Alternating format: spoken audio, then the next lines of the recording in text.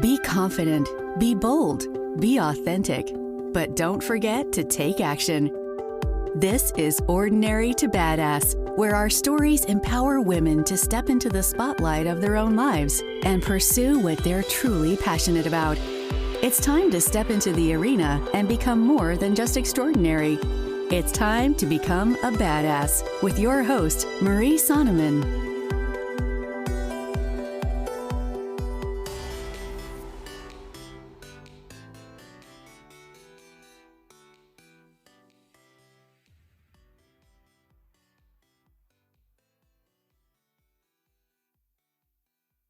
Welcome to Ordinary to Badass, episode number 136.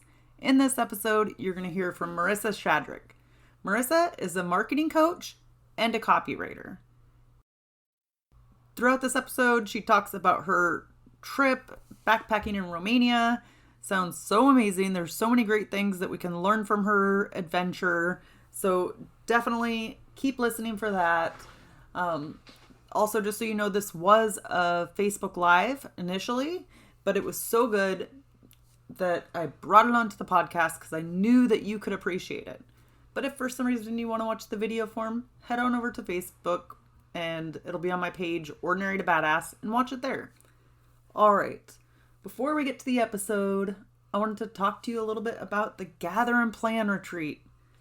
This retreat is going to be so stinking epic. It's so amazing. So we're going to gather with other badasses like you and plan the rest of 2021. And here's the thing. Don't you want to get ahead? I know that I do. I hate when I feel like I'm behind. And so we go to this retreat, we plan out 2021, and we're going to get momentum and feel like we're ahead when 2022 comes, which is so amazing. So there will be a link in the podcast show notes or in the podcast episode notes, and you can go there to find out more details about the Gather and Plan retreat. Let's get some momentum in 2021. Let's make it happen so then we'll feel like we're ahead of the game when it comes time for 2022. I did update the link a bit, so if you're wondering what the agenda is and what it's going to be like, go check it out now because there's some more updated information that I think will really help you.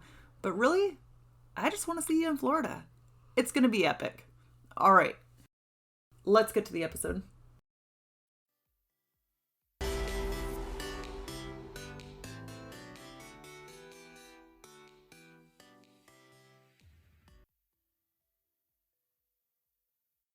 All right, I think we are live.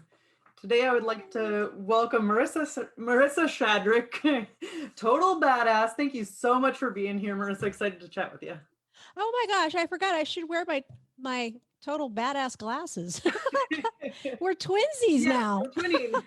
We're twinsies. Yeah, these are great. Usually when I'm working a long time, I'm wearing my badass glasses. Yes, absolutely. So good to be here. Thank you for having me. Only I need to clean them, so they're a little foggy right now. So good to be here. Thank you. I'm excited to have you on the show. But before we go any further, I've got to ask you, do you consider yourself ordinary or badass? Badass. If I equate badass with internal fortitude to just overcome things, and I am a person that has had to overcome a lot of things. I had a lot of internal knots, and it was scary doing it, but I did it, and I'm just so happy that I did. It's been life-changing, and it's been an ongoing thing for the last 10 years at least that I've been challenging myself. So I would say, yes, I am. It is so refreshing when somebody just owns it. I love it. So do you attribute your badassery to doing the work, like putting in the work to figure out, I don't know what you said, the nuts or something? I had lots of mental knots, and I would equate it with internal fortitude badass, because there's certain things that we know we can overcome. It could be any challenge. I mean, let's face it, parenting you could be a badass parent because parenting can be challenging too. But in life, there's things that you just want to overcome. You don't want to live with regrets. There's things that you want to do. There's goals, there's dreams that you have. And yet sometimes fear can cause you to recoil and not pursue those things. And I decided to face fear a long time ago because I was very much an introvert. I was very shy, very insecure, and I knew I had to overcome those things if I wanted to accomplish some of the things I wanted to accomplish. And one of them was writing, one of them was speaking, it was starting a new business. And I had to face each thing with fear and trembling at times, but overcame those things. And it wasn't easy, but I feel so much better. I mean, afterwards, in retrospect, it was so worth it. I mean, literally each stage was difficult, but in the long run, I feel like I'm finally becoming the person I was intended to be. So there you Yeah. have it. So when you feel fear now, is there something that you say to yourself? Well, when one of the first things that was a struggle for me for fear is I wanted to write. I wanted to be a writer. And I was a writer that didn't want anybody to read my writing. And part of that was because when I was young in living in New York City, I mean, in grade school, like first grade, second grade, third grade, my parents were immigrants. And so in a way, I kind of lived between two worlds, you know, the Western world, American world, and then my parents who were from South America. And being that I was shy, we spoke Spanish at home. I went to school, they spoke English. Our customs were different. And so that caused me to be more insecure. And as a result, I didn't talk a lot. And I think they thought I didn't know English. So they put me in remedial English. And Mm, it stayed with me. They kept me in remedial English all the way through high school. And so, why would someone that's been in remedial English all your academic life, you know, before college, why would you even consider becoming a writer? It just right. doesn't fit. But I decided to go back to a community college and I took every single writing class. I took Shakespeare, anything I could find that was related to writing. And I decided to do that and got straight A's. And one of the teachers told me that she was also a writer and she told me you could be published. And that was just breathed life into me. And so I thought if she thinks I can, then maybe I can. And lo and behold, I went to writers' conferences and I pitched articles, and I was still very insecure, very nervous about it. And literally, I could feel my stomach feel like it was getting upset and feeling like I was getting cold sweat as I got closer to some of the, publishing editors and stuff, because I was really timid still. And I did get published. My first article got published in an international magazine. And the thing was, I did not have a problem working hard. I just didn't have the confidence. And the same thing was with public speaking. I decided to join a type of it's a membership, Toastmasters. I'm sure you probably heard of it. Yeah, I've And been in it. it's international. And I decided to join it to see if I can overcome my fear of public speaking. And I sat there for 6 months and didn't even do my first, they call it like an icebreaker, where you just talk about yourself. Right. Can't be that hard, right?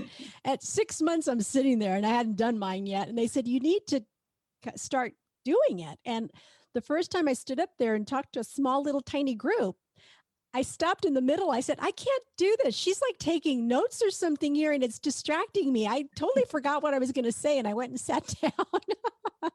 So it was through that I ended up cutting my teeth on speaking. And then they said, you need to compete. And I said, what? I can't compete, and I had been in Toastmasters already for a number of years. And I decided, what the heck, I'll go ahead and do it. And then everybody will leave me alone. And I won the humorous speech. I came in third place. And then they said, you should try for the international. It's a 6-month competition with over 30 to 35,000 contestants from all over the world. And I thought, oh my gosh, okay, I'm going to do this. And then I'll be done after the first contest, because you have to go through, there's different stages. There's a club contest, and then they have the area and district, and it just keeps going on. And so I said, okay, I'll do this. And I figured it'll just end at the club level. I don't have to continue on. And I kept winning. And I ended up in the semifinals, speaking at Caesar's Palace in Las Vegas Wow. with an international audience. And I ended up as one of the top 100 speakers in the world.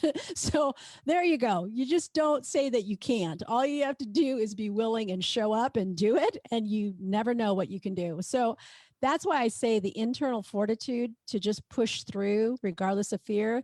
That's why I say, yes, I'm a badass. I love that. That's so good. And there's so many valuable takeaways in there.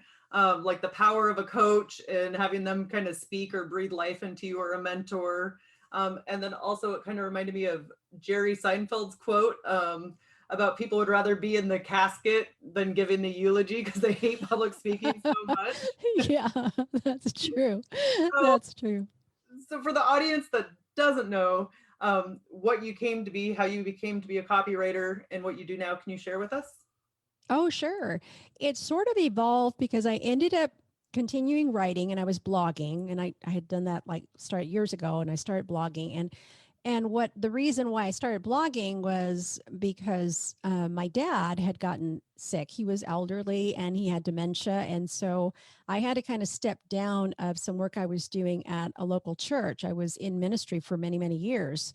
And so I stepped down and I thought, well, now what do I do? And I thought, well, I'll just continue writing and I'll kind of ramp up my blog and I'll learn more about this online thing to see if I can, grow my subscribers. And I was growing my subscribers and I wasn't really thinking about monetizing it. And people were asking me, how are you going to monetize it? And I go, monetize? I don't want to monetize. I just want to write things. I just want to encourage people. That's all. And throughout that time, those years that I was doing that, I learned a lot about the online space. And I had gotten some courses because I was very much intrigued and I love technology. I'm kind of a geek in that way. And so I started looking at it. I thought I could actually just do something at home on my computer, and I'm not sure what it is yet, but it's possible. And so those were the initial seeds that were planted where I got really excited about doing something online. And of course, the writing sort of spilled into the copywriting. And I had this in my mind that anything that you do, the marketing or even sales pages and things like that, you've got to really get very crystal clear on the copy to be able to have it convert. And so that was probably one of the wisest choices I made, was to, line up with Ray Edwards, who is a copywriting expert, and join his program and become a certified copywriter. By then, I had more clarity as far as what I wanted to do, and then, launched my website. I had a client kind of started it in 2019, I think it was 2019. And then I kind of expanded, and now I do I'm an online marketing coach. I'm a certified copywriter. So I do one-on-one coaching, and I have a mastermind, and I do done for you copy as well. So it sort of evolved. It wasn't something like I set out to do right away. It was kind of stepping stones. I did the first step and got the certification, and then continued on and kind of understood the online space. I realized I understood more than I realized, because I was telling people how to do something, because they would ask me, well, how did you do that? And I would explain it to them. And somebody else would ask me, well, how'd you do that? And I explained it to them. And I'm going, I guess I know more than I think I know. So anyway, that's how it happened. Yeah, it kind of evolved into that. That's so awesome. And it just kind of shows the power of like, take one step, take another step, you just figure it out along the way, as opposed to having to know it all in advance.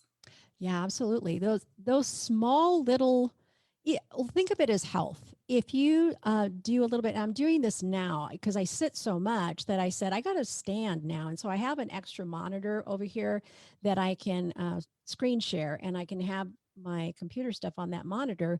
And so I stand in the morning when I'm creative, when I'm doing my creative work, just so I don't sit. But incrementally, if I stand an hour to 2 hours every morning, by the end of the week, those 2 hours or 10 hours that I'm standing instead of sitting. Yes. So, what is that going to do for my body in the long run? That's going to help my body, right? And I'm a firm believer that even if you have poor habits, or you can always improve your health, you can always make it better, improve your health. I used to write for a column in a newspaper in Reading, And it was called Living Well. And I was fascinated by health. And I'd interview people and then write their stories. And I would find out just from people, elderly people that would just start walking or would do something, even if it was 20 minutes a day, the improvement that they had in their health. They were just dropping medications and the doctor was taking them off of this and taking them off of that, just from those little small incremental things that they did. It was fascinating. That stuck with me. And I thought, wow, that's amazing. And we don't give those small incremental things enough credit, enough weight, but they do. Cumulatively, it makes a difference. Yes, and often we like want the big result overnight when actually it's like the small consistent steps that you take over time. Right. Absolutely. Yeah, absolutely. So Marissa, I understand that you hiked the switchbacks and we're just speaking of health, I guess that's where my mind went. But that you hiked the switchbacks and backpacked in Romania. Which one of those adventures came first? I would say it was probably Romania. It was Romania when I went there, and it was great. I was going there with a team of, I was one of 8, and we went there during the summer in July to Bucharest to help with a camp, a girls' camp. It was an orphanage. And of course, it was more like a boarding school because these girls had, cable TV, and they were very much westernized because they'd watch TV, and they asked me if I knew Chicky Chan. They were trying to say Jackie Chan, because they figured, well, you come from the States, you must know him, or you must Right. know Arnold Schwarzenegger or something. I go, no, I don't know them. But it was great. We went and we did a lot of different neighborhood things, and we also took them on a mountain hike. So it was exciting. Any kind of activities, hiking, rock climbing, not inside an inside facility, but actually rock climbing outside in Romania was thrilling. It was fantastic. And I've always been sort of health conscious. And at that time, it was some years back, I had been pretty fit. So I was, excited about the opportunity. And when we went hiking into the mountains, we were doing an overnight trip. There was a little lodge, a small little lodge at the top of the mountain. So we were hiking with our backpacks, and then I was going to give a little talk at the top of the mountain. And it was hot. It's very humid there too. So it was hot, and I had already finished all my water, and it's getting to the point where everybody's running out of water and everybody's getting tired going, up the mountain. And we finally got there, and I wasn't sure, what to talk about, but after carrying that backpack, it doesn't feel heavy when you first put it on. But after a while, hours and hours of walking, it feels so heavy, so heavy. And it's the same backpack. You haven't put anything else in it. In fact, it should be lighter because you drank all your water, right? So anyway, I get up there and I think, okay, I know what I can talk about because everybody was feeling the same way. So I just talked about the baggage that we carry, that we can weigh ourselves down. And coming from a person that was full of insecurities and had to overcome a lot, I could really speak into that and let them know that just like those backpacks that we were carrying on our back that was so heavy and weighed us down and slowed us down, the baggage that we carry emotionally can weigh us down as well. And what you need to do is get rid of that baggage, just like we couldn't wait to drop that backpack so we can feel the lightness of it. And so that really resonated with the girls and with the people that were there, because we had just come up that mountain sweating and carrying those backpacks. So anyway, yeah, it was great. It was awesome. So what do you do typically to get rid of the baggage? I do a lot of journaling. And I have been journaling probably for years. And I am very sensitive to emotions. So I let emotions be a tattletale of wrong thinking. So if I'm feeling fearful, if I'm feeling anxious, you know what that feels like, right? And so immediately you can stop yourself. And I call it the power of the pause. And that's where that phrase came from. I would pause long enough to consciously be aware, what am I thinking? What is it that I'm believing? What is it that I'm imagining? Is it true or is it false? And I would stop. And I had to do this a lot in the beginning. Now, not so much, but I still do it. And I do a lot of this in the morning when I'm journaling. And what I would do is I would catch the thought and I would dissect it. Is this true? Is this imagination? Is it based on history that I think it's repeating itself, which is doesn't have to? What is it? And so I would unpack that and be able to get so much clarity and realize that what seemed so big and caused anxiety or fear is really nothing.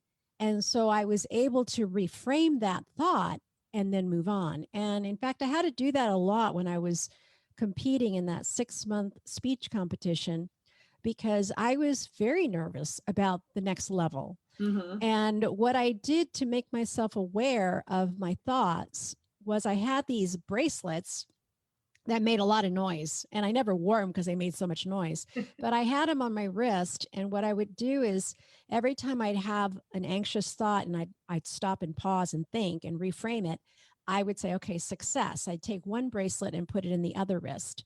And by the end of the day, I would have, most of those bracelets on the other arm. And it was a way for me to say, great, you're reframing your thinking. You're not letting those negative beliefs or limiting beliefs dominate you, because what you think about really becomes your master. You bow down to it. If you think about fear, you're going to bow down to it and you're going to serve fear. If you think about some kind of imaginative thing, whatever it might be, I'm going to die tomorrow, that becomes like a master over your life and it cripples you. So I didn't want anything to dominate me. I guess I want my independence. So I looked at it that way. I am not going to let fear was my big one. I'm not going to let fear be my master anymore. I don't serve fear. That's not who I am.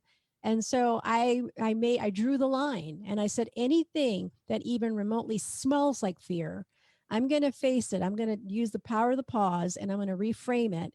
And I want to use, and I think everybody does, everybody has gifts, everybody has talents, everybody has abilities, and they are gifts. And I don't want to take those gifts for granted. I want to use those gifts for good, not only for me, but for other people too. That's why I love the online space, because I often tell people, cultivate your resilience so that you can create positive change online. So, we have these gifts and somebody is waiting for a slice of your gift, whatever that might be. So anyway. So powerful. And I really like the example of like the bracelets and putting them on the other wrist, because sometimes we do need something tangible where we can see our progress, as opposed to just thinking like, oh, how far did I move? But if you can actually see progress from one wrist to the other, or however you decide to do it, I think that that's helpful in seeing and gaining momentum. Yes. And of course, I've read a lot of books, any books that would help me with personal development. I would read a lot of books. I read the Bible. There's a lot of great proverbs in there. I read a lot, but I think the discipline of journaling really helped me explore the patterns. In fact, one of the questions that I have for myself every day is, do you recognize any unhealthy patterns from things that I write down day to day? And it helps me break those patterns or rephrase those thoughts, reframe them so that they serve me and they don't work against me. So yeah, it's a process, but oh my gosh, freedom is so sweet. When you're free from those things that concern you. And even during the pandemic, I just felt really calm. I knew that there was a lot of things going on. A lot of people were getting sick and it was terrible. It was terrible. My heart went out to those people that were suffering from it. But me personally, I wasn't afraid. I thought even at the worst, if I caught it and I died or something, I know where I'm going because I'm a person of faith. I go, it's all good. So, it'd be bad, kind of sad that I'd have to leave this soon because I got a lot of goals still, but I need a vacation. So maybe it'll all work out, So I don't want fear to dominate me anymore. And I've worked so hard for so many years to overcome all those fears that even if something new comes up that I've never done before, it's like, well, how hard can it be? How bad can it be? It might be fun. And usually it is fun. Right. And I found like one fear can build onto another. You can either make it worse and it goes to the extreme so you don't want to do anything, or it's like you conquer one, then you can conquer the next and then the next and kind of build on it. Yes, exactly. Exactly. It seems like it's like an internal emotional muscle that you're building. And then when crisis does come, I mean, something that's really, an emergency of some sort, you handle it a little better. What could have been a panic like this, of a season of, maybe weeks of panic, all of a sudden it's like this. You can manage it a little better because you've learned how to reframe your thinking. And it's a constant thing. And I'm always doing that, reframing my thinking and catching what I say. Another phrase recently, you want a recent thing that I'm just reframing? Yeah. Yes. I just wrote this in my journal this week because I often said I was busy. I'm busy. I'm always busy and I'm busy. So I've got to work on Saturday or I'm busy. And I said, you wait a minute. I'm not busy because busy makes it sound like I'm not approachable, like I don't have time for people. And I don't want to say that word anymore. What I'd rather say is I'm intentional to do this particular project. And I want to do this particular project. And I'm grateful that I get to do this particular project. It's not that I'm just busy or that I have to, it's more that I choose to. And so if somebody says, can you go out to dinner with us? I'll either say, not that I'm busy, I will have to say, well, I've chosen to work on this project that I need to complete or I'd like to complete by Friday. So can we reschedule rather than say I'm busy, all the time? Because I don't know, busy just struck me like I have no control. Like there's no control and I'm making choices every day as far as what I'm picking up and what I'm letting go. So the word busy was one that I was starting to reframe. Am I really busy or is it really the choices that I'm making? Am I using busy as an excuse, for Right. something? So Right. anyway, that was one of the words I'm still kind of thinking about, but I journal a lot of those things in there. I kind of psychoanalyze myself. No, but our words have power. Like the stuff that we say to ourselves over and over again, we don't catch it. And they really have power in, the directions that we go in life or the things that we don't do because we hold ourselves back sometimes. Yeah. And if we have kids or we have grandkids, do we want them to say, are you going to be busy again today? No, I don't think so. so so anyway, yeah, that's one of the words I thought, I'm going to reframe that because I'm actually making choices. So it's not that I'm busy, it's because I've chosen to do something that is a priority for me or maybe it's not a priority and I don't have to choose to do it. So anyway, yeah. Yeah.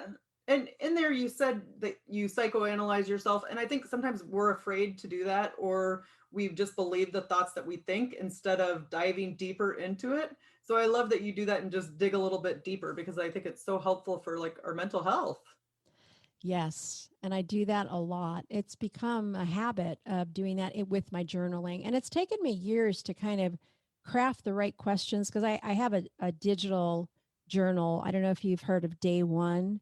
I use Day One, that's a digital journal, and it's on my iPad. So I can just say, hey, Siri, open my journal template, and it'll open it up.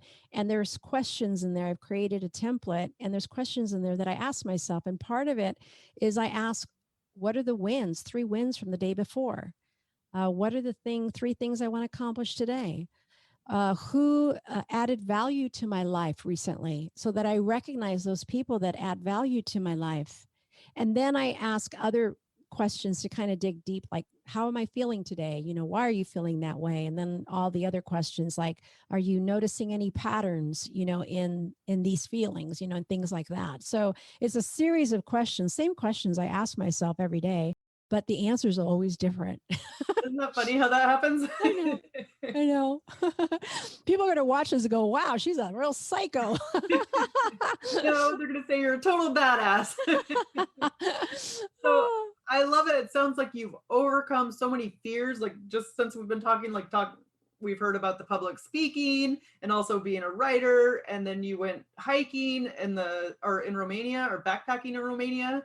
Yeah. Now, Was that ever something before you went to Romania? Was that something you thought you would do, or did you see yourself as an adventurer?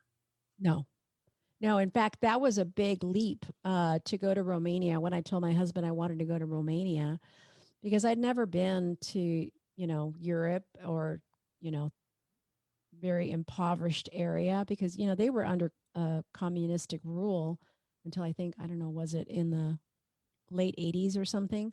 So, he said, well, if that's what you want to do, he's very supportive.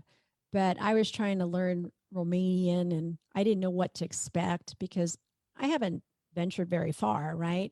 I didn't know Mhm. what to expect. And it's absolutely beautiful. The architect there is beautiful. Of course, they've had earthquakes and they've lost some of the buildings that they had there, but it's very beautiful. And some areas there, they call it the Little Paris. They have the Arc of Triumph, is that what they call it? But anyway, it's very, very beautiful. And it was one of those, I think it was one of those times where I decided to do something by myself with a team. I went with a team, but Mhm. it was one of those choices that I probably didn't expect myself to ever do. But I decided to do it. And lo and behold, when I got there, because a lot of the girls had cable, they had a channel for novellas in Spanish, soap operas in Spanish. Mhm. And of course, those languages are very similar. And so they learned Spanish and they were fluent in Spanish. And here I was trying to, learn Romanian. And I was trying to, make sure we had an interpreter and they knew Spanish. So I was able to speak Spanish directly with them and I was interpreting to the other people. So That's it was like great. It was amazing. great. I mean, who would have thought? It was just one of those things where I felt that the universe gave me favor because I was trying, I wanted so much to communicate with them and I was able to do that. And I would have never guessed they knew Spanish. Never guessed. Yeah. So, what did you learn about yourself from that trip? I think I learned that I'm capable of more than I gave myself credit when I was younger. I never went to college because I didn't think I would succeed in college. Again, a lot of that remedial English stuff. I didn't think I would succeed, so I didn't go to college. I didn't have the funds for it. I just started working right after high school.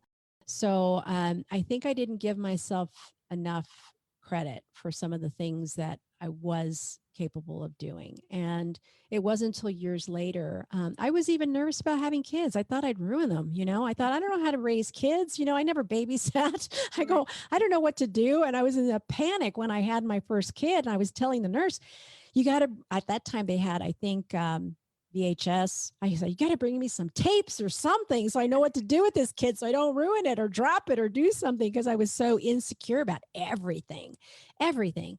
And so, and even, my husband, when I met him, I thought, what does he see in me? And he told me, I don't want to date you. And I go, okay, that figures. And he goes, I want to marry you. So he didn't want to date me. He wanted to marry me.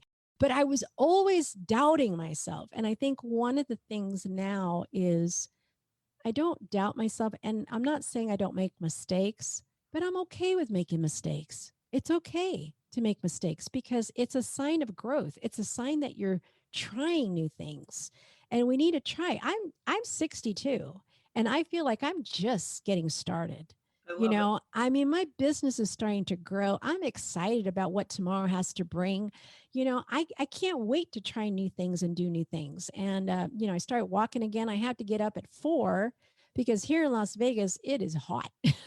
So at 4:20 in the morning, it's like 88, 90 degrees and the sun's not out. So that's good. But I have to, walk early in the morning. But I thought I can do that. I can get up early and walk early before the sun comes out. I mean, what's going to happen? I just go to bed earlier, right? So I can get up earlier. I mean, there's so much that we can do. And I think we need to exercise that internal muscle that we have because, when I was in Romania and seeing there what they had gone through communism, I mean, it was not like what you would see, on the internet. Everything is so cleaned up and stuff, but you could see the aftermath of a place that was under communist rule. And even the people, I noticed that they have subways too, but they're much cleaner than New York City subways. I mean, everything is cleaned, but everything is quiet. People Mm. are quiet. And one of the things they told us going there is to make sure that you're not loud. Don't be those loud Americans. And I didn't realize that we are kind of loud. When I was there, I thought, we're so fortunate. Yeah, here home is a little broken, but it's home. It's home. And we have so much to be thankful for. So much at our fingertips. The internet alone, there's so much that we can do these days. Whatever you want to learn, you can learn it. It's at your fingertips. When I was a kid, your parents had to buy you Britannica encyclopedia so you can learn, right? Right. You don't have to do that anymore, right? I mean, Yeah. I've seen everything change and transform. I mean, I still remember when the computers first started coming out. My first laptop weighed like 50 pounds. It looked like a sewing machine. And, I'd carry it out. And I was so proud of it that I could take this laptop with me. It weighed like 50 pounds. There's so much to be grateful for. And I think that's one of the things that my journaling has helped me, because I ask myself what I'm grateful for. And when you operate from that space, you have hope and you have joy and you have that inner fortitude to try something new. Maybe some of your viewers, some of your listeners, maybe they want to write a book, or maybe they want to lose some weight, or maybe they want to, tackle their debt and reduce their debt. They can do that incrementally, little things that they do each day. They can achieve those goals, but they do need, I think one of the things is you do need some kind of support. You need support of some sort, because that helps. And I have my family, my husband, who I just absolutely adore. He's awesome, but he's awesome. And he's one of my biggest fans, and he's great. And my daughter and my granddaughter live with us. She's amazing. My daughter's amazing. She spoils it. She cooks dinner all the time. It's like awesome because I'm busy working and stuff. But I think you do need some community support. And if you don't have it locally, there are communities online. And I know you teach people about how to remove debt as well, don't you? You teach people how to do that. Yep. So, I mean, there's all you have to do is reach out and search. I mean, there's all kinds of groups and things online, and the world has become smaller because of the internet too. But I'm grateful. And when I see places like Romania. And when I was a child, I did go to South America.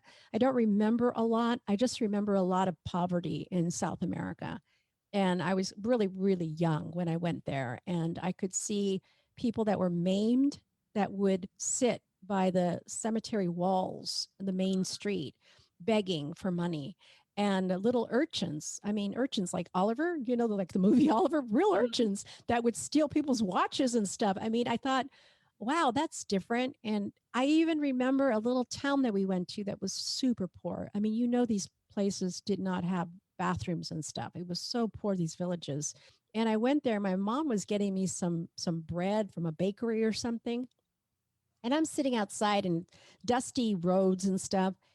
And she handed me the stuff, and I was eating this bread. And I felt, how like when you feel like somebody's looking at you, you get that feeling. I turned around and I saw like 3 kids that were staring at me that were hungry. And I didn't know how to process that as a little girl. And I just found my mom and I was crying because they were hungry and I was eating and I didn't know what to do. Mom, feed them or do something. I didn't know how to process it. And all I could do was cry because I felt guilty that I had bread and they didn't. But when I think of those things, and that stuck with me, that memory, that stuck with me all my life, remembering those little children looking at me eating and they're hungry. So a lot of the things, we've always supported like World Vision, we've always supported children and stuff, but it doesn't leave you. And so I think some of my gratitude is knowing that I really haven't suffered. I've had not a perfect life, but I really haven't suffered like some people have suffered in the world. And I hope that whatever I do, I can just alleviate and bring some kind of good thing through the internet, even if it's to help people make revenue or to help people sell their products and services that are going to help other people. I see that as a responsibility to do the best that I can. Yeah. And I think like your badassery is built on your experiences. it's like you remember that moment from being a child so well, but you kind of incorporate that into your life now, and all the hard things that you've been through, or like the things that kind of tug on you or were hard to get through, like they help to give you the character that you have today. Absolutely. Absolutely. Yeah. Yeah. Those are good. Any experience we go through can help shape us, even the difficult ones, if we let it.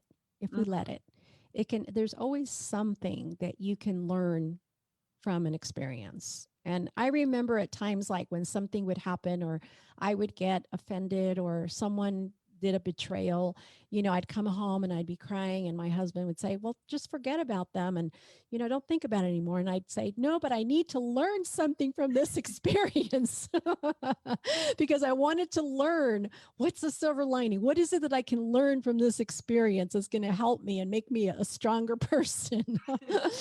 Yeah. I mean, and sometimes we do have to be intentional about it because it can be easy to get negative. Like I can be negative just as easy as the next person. So I really have to be intentional about looking for the silver lining in things. Yes, exactly.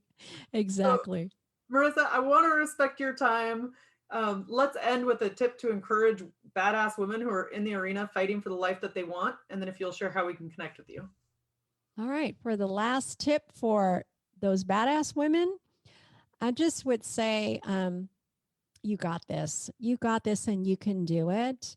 And I think if you just intentionally want to improve your life and continue to be courageous and face those things, you can do it. And it may seem so far removed from where you are presently, but it is possible and the rewards are great. So if anybody wants to visit my website, it's just my name, marisashadrick.com. They can visit me and they can see what I'm all about there. Thank you so much for having me. Awesome. I will throw it in the comments so that people can connect with you. Thank you so much. You're such a badass and I enjoyed hearing your story. Thanks so much. Take care. All right. Talk to you later. Bye-bye. Wasn't Marisa a total badass? So much fun hearing from Marisa. There were so many great takeaways.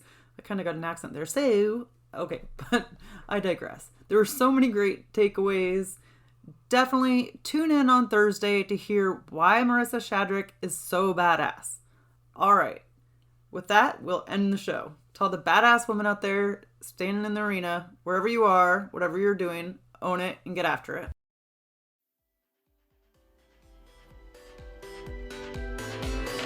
Now that you've listened to this episode of Ordinary to Badass, we want to hear from you.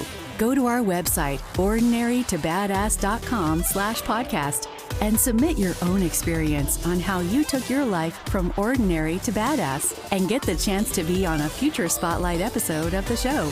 That's ordinarytobadass.com/podcast. While you're waiting for the next episode of the show, wipe off the sweat, dust off the dirt, and get back in the arena.